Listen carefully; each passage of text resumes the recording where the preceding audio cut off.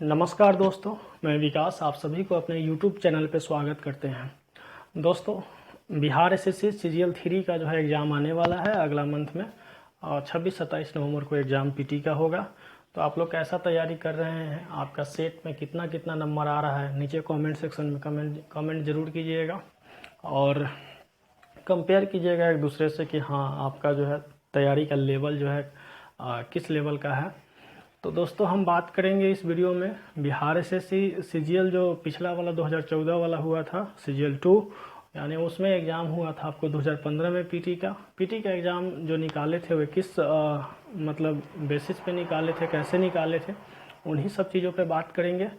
और वीडियो पे जो है लास्ट तक बने रहिएगा, कुछ ना कुछ आपको सीखने को ज़रूर मिलेगा यहाँ से। तो देखिए, पिछला जो पीटी हुआ था आपको फरवरी 2015 में हुआ था, जिसमें पीटी में कोई खास नहीं, 3 लाख 3.5 लाख के अप्रॉक्स लड़का अपियर हुआ था। उस समय सीट करीब 3600 के करीब सीट था।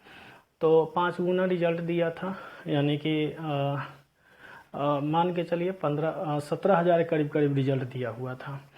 तो उस समय एक चीज़ हम आपको बता रहे हैं दोस्तों कि जो पोर्शन आया हुआ था 150 क्वेश्चन में, जो मैथ आया हुआ था, आपका मैथ का 30 क्वेश्चन आया हुआ था, ये एकदम नॉर्मल क्वेश्चन था। इसमें कोई आप लोग पिछला जो है अगर देखे होंगे क्वेश्चन सेट प्रैक्टिस किए होंगे, पिछला वाला तो हर सेट में जो है दिया हुआ है, जो एग्ज़ाम हुआ था उसमें।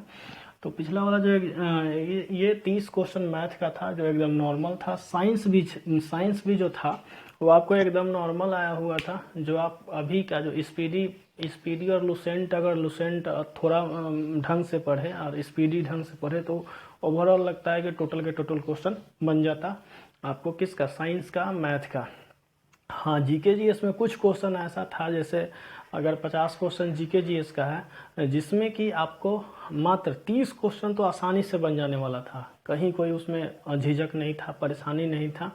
20 क्वेश्चन में से आपको, जिसका तैयारी का लेवल अच्छा है, तो 10 क्वेश्चन मतलब 7 से 8 क्वेश्चन जो है आसानी से, यानी कि 37 से 38, जिसका भी तैयारी मॉडरेट लेवल का है वो 37 से 38 क्वेश्चन जो है बना सकता था। लेकिन आगे का जो 10 क्वेश्चन है वो बहुत ही 10 से 12 जो क्वेश्चन है वो बहुत ही इम्पोर्टेंट हो जाता है। वो उसमें से अगर आपका 2 से 3 नंबर भी आ गया, 4 नंबर भी आ गया, तो आप रिजल्ट में जाते हैं, नहीं तो रिजल्ट से बाहर हो जाते हैं। देखिए, पिछला वाला जो कट ऑफ गया था वो आपको हम बता रहे हैं कि 110 नंबर गया था पिछला जो पीटी का कट ऑफ है।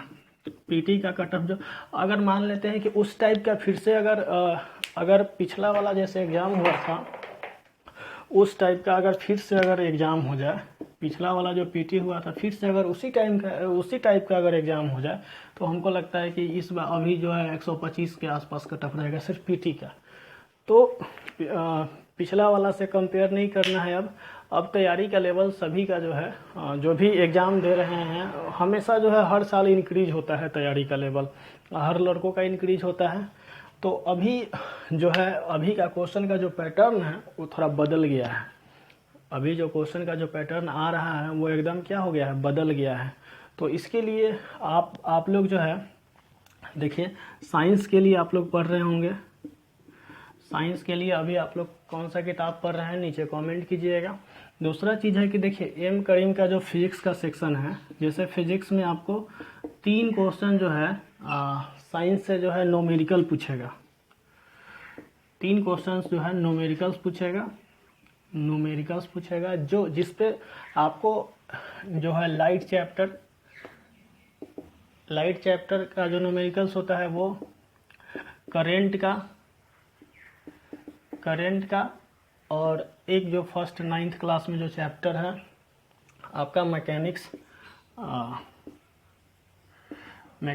तो इन सभी चैप्टर्स को जो है आपका जो इन सभी चैप्टर्स का जो न्यूमेरिकल्स यानी कि जो रेखीय गति का जो एक रेखीय गति का जो समीकरण होता है, उन 4-5 जो भी समीकरण होता है उस पर भी सवाल पूछा जाता है न्यूमेरिकल्स। आपको लाइट से जो है पूछा जाता है सवाल, जो लेंस का सूत्र होता है, दर्पण के सूत्र होता है, उसके ऊपर भी सवाल पूछा जाता है दोस्तों। उसके बाद में जो है करंट जो है, इलेक्ट्रिसिटी इन सभी चीज़ों से सवाल पूछा जाता है न्यूमेरिकल्स का। उसके बाद तो ये आपको फिजिक्स का न्यूमेरिकल पार्ट जो है, अगर आपके पास एम करीम का बुक होगा उससे कीजिएगा। अगर एम करीम का बुक अगर नहीं होगा सपोज, तो 9th-10th का बुक होगा, 9th-10th का बुक से जो है आप इसका न्यूमेरिकल का पार्ट जो है कर लीजिएगा, क्योंकि आपको 3 से 4 क्वेश्चन फिजिक्स से आपको न्यूमेरिकल्स आएगा और 1 से 2 क्वेश्चन जो है केमिस्ट्री का,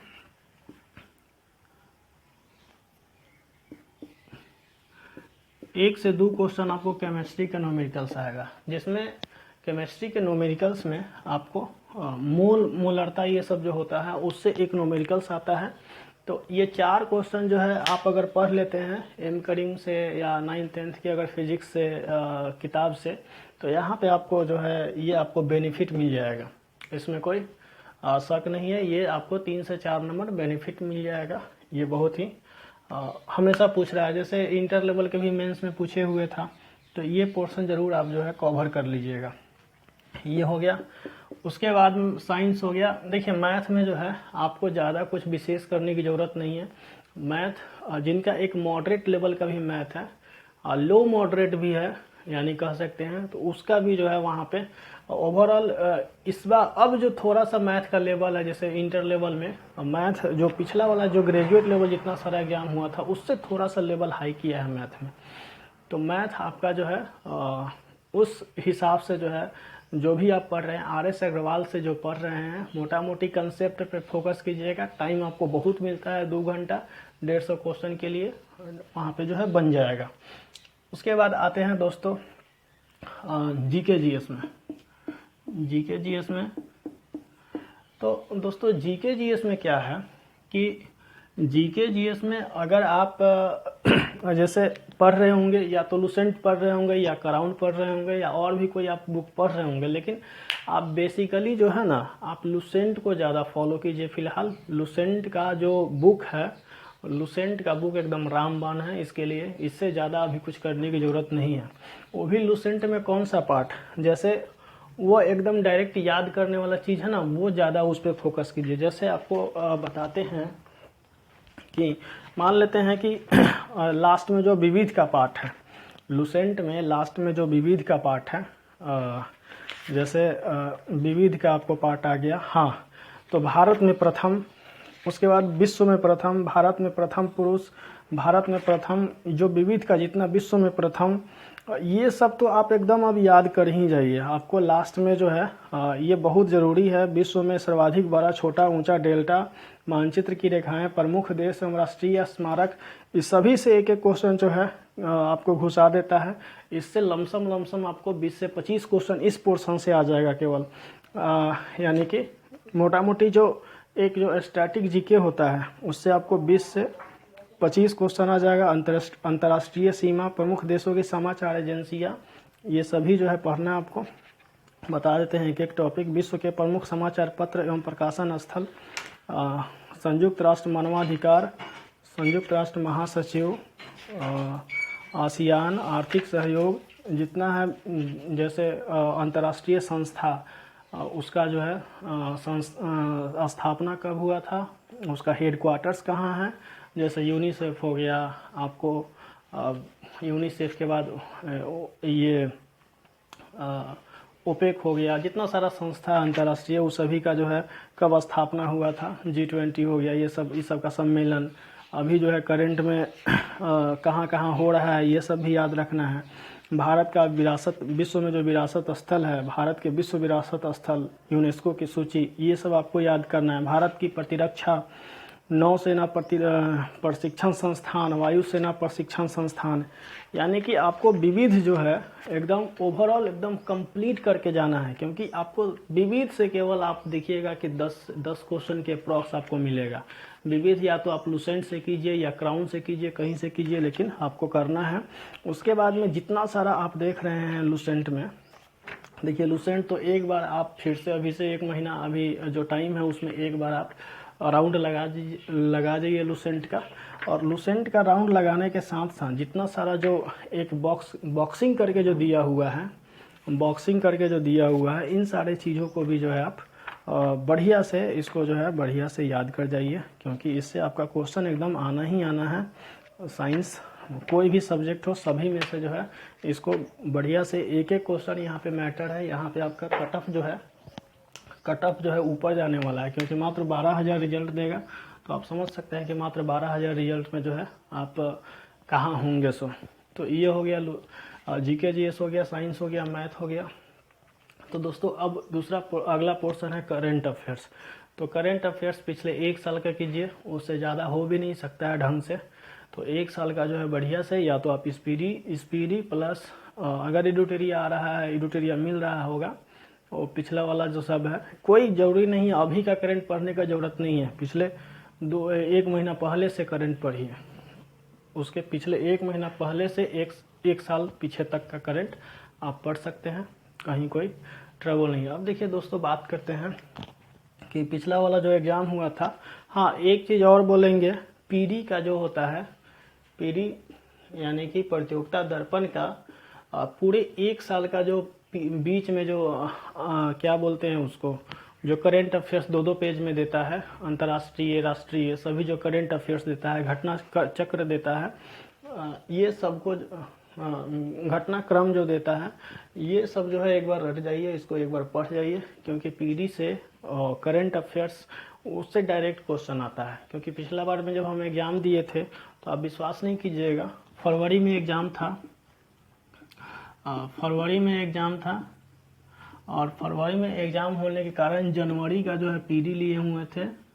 जनवरी का जो पीडी था उसमें से लमसम 25 से 30 क्वेश्चन आया हुआ था। 25 से 30 क्वेश्चन जो है सिर्फ पीडी से आया हुआ था। आप सोच सकते हैं, वही जो पढ़ के गए थे सेम हूबहू जो है आपको एग्ज़ाम में आ गया था। तो इसलिए बता रहे हैं, पीडी ज़रूर पढ़ के जाइए। पीडी अगर आप पढ़ते हैं, पूरे 1 साल का जो 2-2 पेज का जो होता है उसको पढ़ लेते हैं, तो एकदम उससे जो है आपको आएगा ही आएगा क्वेश्चन उसका। अगर आप डीप में पढ़ सकते हैं तो पढ़ लीजिए, लेकिन वो 2 पेज जो है पढ़ना आपके लिए बहुत ही ज़रूरी है, ज़्यादा बेहतर है। ये हो गया। अब दोस्तों देखिए, इस बार कट ऑफ जो है, अभी कट ऑफ के बारे में ज़्यादा सोचना नहीं है, लेकिन पहले से कंपटीशन ज़्यादा टफ है। 9 लाख लड़का है, पहले 3 लाख लड़का था, अभी 9 लाख के करीब लड़का है। और रिजल्ट भी आपको पिछले बार से कम देना है। इस बार पिछले बार रिजल्ट ज़्यादा देना था, इस बार रिजल्ट कम देना। पिछले बार 17,000 रिजल्ट दिया था, इस बार रिजल्ट आपको 12,000 के करीब देना है। और इस बार रिजर्वेशन का क्राइटेरिया बहुत लंबा चौड़ा है।